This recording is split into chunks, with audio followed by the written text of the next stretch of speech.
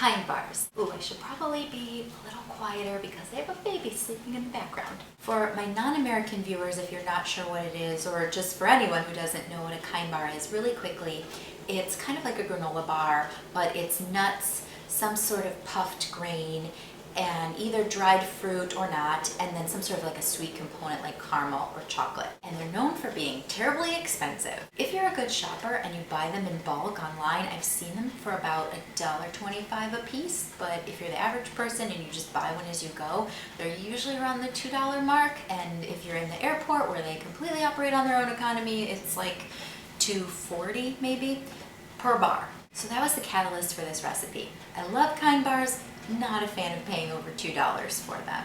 And when I look at the ingredients, there's not that many, which is one of the great things about them, but then at the same time I thought, I can make this. Today we'll be making my favorite one, which is just a mix of nuts, a little sea salt, and a drizzle of dark chocolate. Rather than buying a box of puffed rice or some sort of grainy cereal to add that little extra crunch, you can actually puff quinoa. If you put it over a medium-high flame and cover it, after a couple minutes you'll start to hear little popping sounds, similar to popcorn, just not quite as exuberant. Be very careful, shake it around so that it doesn't start to burn, and you'll know when it's done because you'll start to smell it. It actually smells a little like popcorn, and that just takes a few minutes.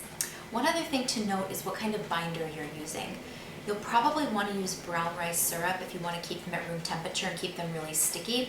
I'm going to use maple syrup today because I know I'm going to keep them in the freezer. If you use maple syrup at room temperature, it'll start to crumble apart. So if you do use maple syrup, that's fine, just keep it in the freezer. And then I'll show you how to make it the chocolate drizzle, but you could easily just melt chocolate chips. And the kicker, I did the math. For this particular recipe with 3 kinds of nuts and the homemade chocolate drizzle versus chocolate chips, it came out to 50 cents.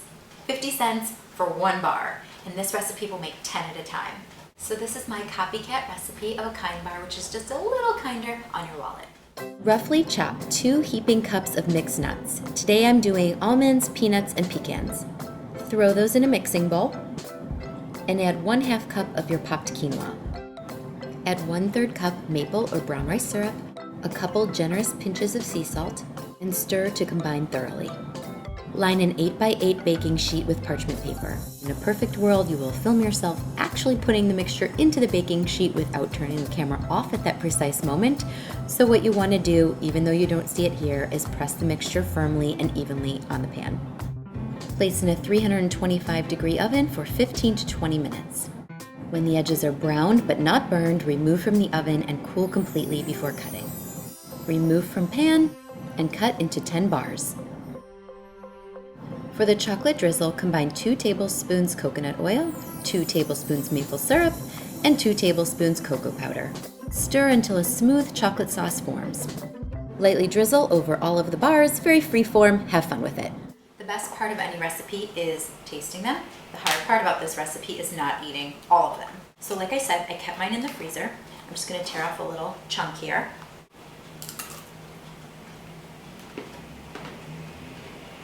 These are so good. They're so much like the real thing. Delicious. And if you do keep them in the freezer, you can eat them right out of the freezer. You don't even have to thaw them. They're crunchy, they're salty, and they got that little chocolate sweetness. Cheers.